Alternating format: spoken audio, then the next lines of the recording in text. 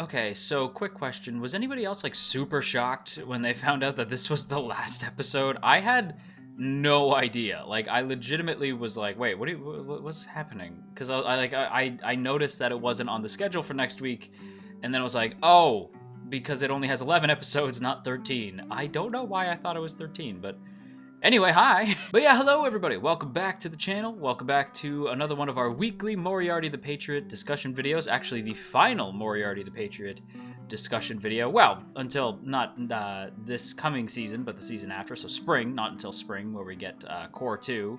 Although I think they're calling it Season 2, even though it's a second core. Whatever, that happens sometimes. Anyway, I hope you guys are ready to dig into this, but before we do, quick reminder if you haven't done so yet, to hit that subscribe button, ring that bell, set notifications to all, let all of AnyTube know that you're here, and without further ado, let's go ahead and grab our ticket, hop on the train, and let's talk about this week's big finale to the first core. So yeah, as I said, I was not aware that this was gonna be the finale. For some reason, I think either my anime list or maybe AniList or something had it listed as 13 episodes at first, but then confirmed that no, it is in fact 11 episodes, which means that this is the finale to the first core of the show, and then we'll get the second core in spring.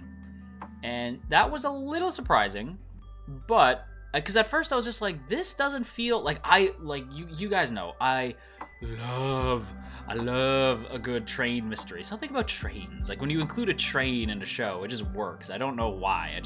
I like trains. I do. I like trains. And I was still a bit put back by the fact that this was going to be the first core's finale. Like essentially the first season's finale, since they're calling the next core a season. So as a first season / core finale, I was sort of surprised because it initially at the beginning of the episode didn't feel like it was finalizing anything. You know what I mean? Like nothing felt like, oh, this is a step where we can't come back from. But as the episode played out, I think it actually goes to show that this whole like team up is both good and bad. Right? It's good in the sense that it obviously saves John, which we want because we all love John. But at the same time, it's like sort of showing that Moriarty is still, and likely will continue to be for a while to come yet, ahead of Sherlock. He will continue to be the step above. And in the Annie Awards, which reminds me, if you haven't voted in the Annie Awards, I will leave a link in the pinned comment. Please remind me if I forget. But yeah, there will be a link in the pinned comment so you can vote in the Annie Awards. If you haven't done so yet, do that because, you know, Moriarty the Patriot is listed in a few of those, so go do the thing. In the Annie Awards, I made a point, Sloan and I, to, first of all, nominate Moriarty the Patriot for as many categories as we could. Although we did make two distinctions that I think might surprise people. The first being that we didn't put it in the mystery category, because it's not a mystery, although I don't think anybody will be upset by that, because we've talked about this before in these videos. You guys in the comments seem to agree, and I believe I actually realized that it wasn't a mystery from the comments of people just saying, like, it's not really a mystery, it's more of a thriller. And I agree, it has mystery characters in it, like characters from mystery stories, but it's not really a mystery. It's not about the who done it as much as the why done it. You know what I mean? Like, and sort of the how done it. We usually know how, we just don't know like why they did it. You know what I mean? We typically know who's responsible every time, and it's Moriarty.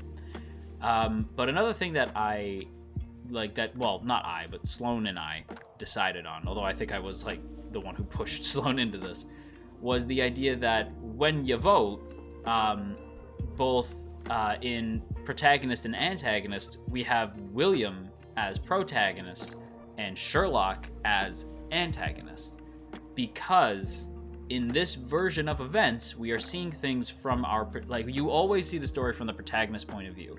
In this case, the protagonist is the villain and the antagonist is the hero, and I think that it's good to keep that in mind, because in the original text, Moriarty is shown to be much more intelligent than Sherlock in certain cases. Although I should stress that in the Doyle books, like, we in recent years, like in, like, not even recent years, just like in the world post Doyle's canon, have made Moriarty this like grand villain for Sherlock, and he is, he is arguably in the books like Sherlock's only like main big baddie. Like there's a few others that I can think of that are like big bads, but not a whole lot. And we have most of them, like Moran's here, the other Moriarty's here. I can't remember the one dude who Sherlock says like is like the most disgusting human he's ever met. I can't remember his name, like Morriston. I think in the BBC show they call him like Magnuson or something. I don't remember his name. But what I'm trying to say is that in the original Doyle books, he wasn't as big of a deal, but in recent years, the general consensus is that Moriarty is steps ahead of Sherlock. And it's only once Sherlock really gets like this big one-up, once he once he finally gets his stuff together, that he's actually able to take down Moriarty. And I think we will continue to see that, especially by the way that the duo interact this week, with Moriarty almost always a step above Sherlock. And I love that. I like that. Like as Sherlock is investigating like the murder scene, when Lestrade asks like, how do you know blah blah blah, like I don't remember the exact like lines of dialogue, but basically Lestrade asks a question, and both Moriarty and Sherlock, well, Will and Sherlock, respond with like, oh, you don't know? Like you don't know what's going on here? I thought it was obvious, right? And Lestrade even says like, oh my god, it's like two Sherlocks. And at one point he says like, is it fate that on this train another person who could rival Sherlock appeared to help him? And I think that that's a really interesting observation. The idea that Moriarty is that there's like fate at play, that Moriarty being there was like fate itself, like pushing these two even further together. And Sherlium, which I have been told about from the comments, y'all know I am a shippy dude, so yeah, Sherlium it is. I love it. I may be undead, but my heart still beats for the ships. So yeah, Sherlium is strong. It's so strong. I was shocked. This is really, like, this is like a top tier ship.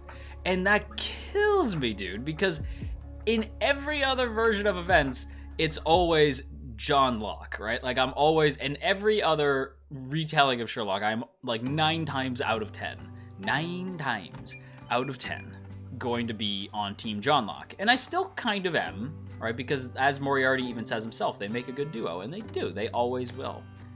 But Sherlium is life, bro. Oh my god. Like, I've never really been a big Moriarty Sherlock fan. Like, more like Shuriarty or whatever you want to call it. So, like, I've never been a big Moriarty Sherlock shipper in other stories, right? But here, Sherlium is life, dude. Oh my god. Like, the way that they bounce off each other, like the back and forth, like the sort of like teasing, like they're constantly trying to one up each other and impress each other and stuff like that. And Moriarty, as even Lou says, like holds Sherlock to a higher standard, like holds him in higher regard than most other people in their life. And that's so fascinating, because we know that Moriarty doesn't much care for this sort of like he really is out for his own goal of trying to take down the class system. So the fact that he has so much respect for Sherlock, and the fact that it's Moriarty's, like, it's because of Moriarty that Sherlock is being thrust into the public eye as this big consulting detective, it's really interesting. It is really engaging. And like, I love the idea that we're watching, like, we're rooting for the protagonist, who is the villain, who is egging on and will eventually, like, unwillingly, probably, maybe, I don't know what Moriarty's final plan is. The final problem. I'm not super sure what the final problem will be. But, I don't know if maybe Moriarty is willing to die to get rid of the class system, if this is going to be like, you know what, I'm not going to say it, but you know what anime I'm thinking of. If there's going to be a situation like that, where it ends with a character dying to get the world that they need in place, or if and you can guess in the comments and I'll tell you if you're right, but yeah, there's that. Or if it's going to be by accident, but the idea that Moriarty is setting up Sherlock, so you're rooting for Moriarty, who is the protagonist, so you're supposed to root for him, but he's also the villain, and you're also rooting for the antagonist, which you're maybe not supposed to, but he's also the hero, So you should. And now everything's confusing. You know what I mean? Now everything's confused in a good way because your heart wants to root for Sherlock because he's Sherlock freaking Holmes. So you know what I mean? Like, you want to root for Sherlock and he's great. You love him. But you love this version of Moriarty, right? Like, every Sherlock adaptation, as I've said, lives and dies off the portrayal of Sherlock Holmes and John Watson and how the two interact. However, for Moriarty the Patriot, it was crucial that they got the Moriarty character correct and that they got his dynamic with Sherlock correct. And not only is it correct, it's perfection, dude. And it's no more exemplified here when Sherlock is like doing this whole big thing where he's like explaining the case and he's talking about how like, oh, I figured it out. I know what's going on, and it's this guy. And then the guy cut his hands, right? So he's like, oh no, I cut my hands. That's why that's why there's blood on my gloves. Yeah, I cut my hands. And I thought what Moriarty was gonna say is like, how did you cut your hands? There's no hole in the gloves, so you couldn't have cut your hands. I thought that's what he was gonna say.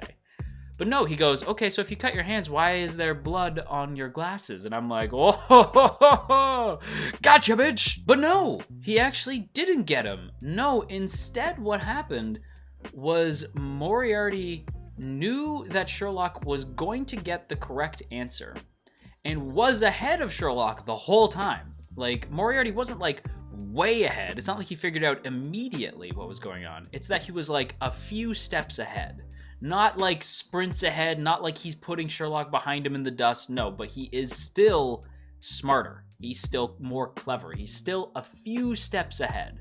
The consulting criminal is still ever so slightly better than the consulting detective for now. I do believe that'll change as Sherlock gets more and more accustomed to things. But I love that Moriarty is aware we're on a time crunch, right? They have 48 minutes from the beginning of the episode.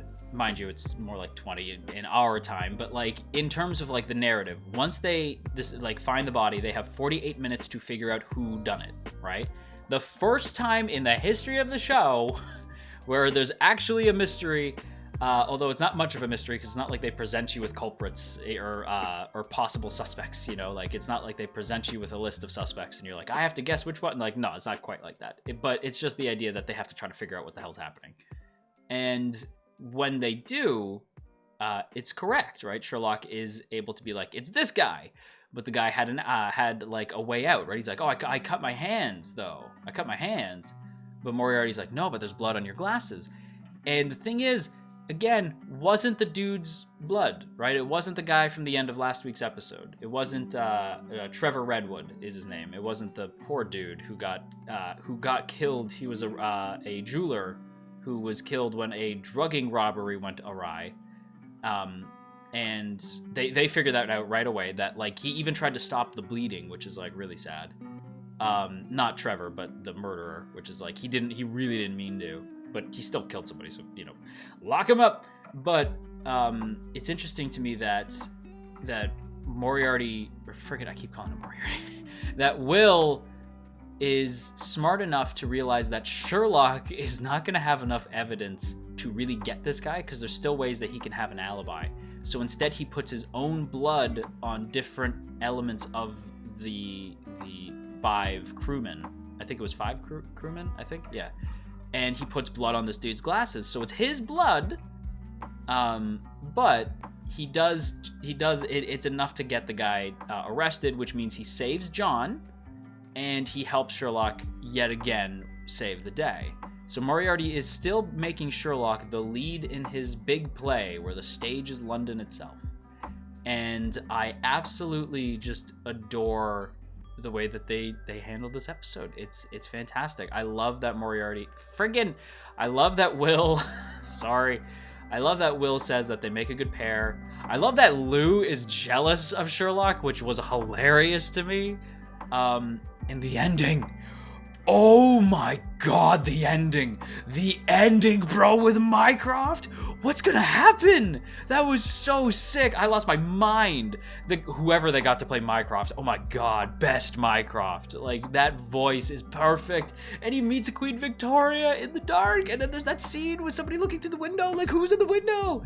Ah, such a cliffhanger. So again, like I said at the beginning, I was like surprised, right? Because it doesn't feel like anything's concluding until the end of the episode, where they leave you with some cliffhangers. They establish that Moriarty's still on top. Oh, so good. Such a good finale. I guess season finale, core finale, whatever you want to call it. Oh, it was good. But with that said, everybody, that is going to wrap up today's video here. That'll wrap up Moriarty the Patriot for an entire season. I will see some of you guys a few months from now, likely. Unless you want to stick around, you know, hit that sub button if you haven't yet. Ring that bell, set notifications to let all of AnyTube know that you're here. But yeah, there's plenty of stuff we're going to be talking about next season, so I hope you guys stick around. But if not, I will see you guys in Moriarty the Patriot Core 2. And hopefully you have enjoyed this video. If you did, don't forget to boop that up snoot, share if you care, leave a comment down below, all that fun stuff. And before we go, as always, I want to give a big thank you to the good folks in the T Squadron. Look at these beautiful people. Look at all these beautiful names. And hey, if you would like to join these beautiful people, there are now 2 ways to do so. The first is by hitting that join button right beside the sub button to get a badge next to your name. And the second is by hitting that Patreon link in the description. So whether or not you choose to help us out over on Patreon or you hit that join button, either way is super appreciated. But yeah, that's Moriarty the Patriot. I never know how to close out videos at the end of a season, because it's kind of sad, right? Because it's like, oh man, like I know some of you guys might not stick around for the channel, so it's like a weird goodbye. Yeah, I never know what to say at the end of these season finale or series finale videos. So just be good, and until next time, you stay classy and you wash your dang hands.